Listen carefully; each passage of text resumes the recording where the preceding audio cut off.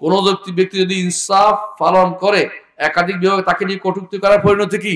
জায়েজ নাই, হারাম। কোনোভাবে কটূক্তি করা যাবে না।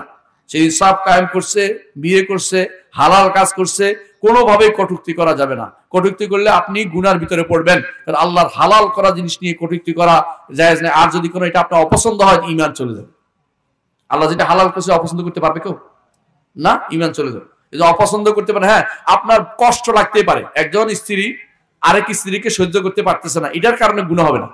এটা কারণটা স্বাভাবিক নীতি, মানুষের অন্তর অনেক কিছুই মেনে নিতে পারছে না, কিন্তু সে আল্লাহর বিরুদ্ধে কথা বলতে পারবে না। কথা বুঝে কিনা? হালাল কেন করলো এটা বলতে পারবে না। সে মনে করবে আমার স্বামী কেন বিয়েটা করলো, আমাকে কেন রাখলো না, আমি শুধু একা থাকতে চাই, ওনার পরিবার। এটা ওনার মনে কষ্ট আগ্রহ থাকতে পারে, এটার কারণে ঈমান নষ্ট হবে না। কিন্তু এটার কারণে যদি বলা হয় ইসলাম কেন এই কথা রাখলো, তাহলে ঈমান চলে যাবে।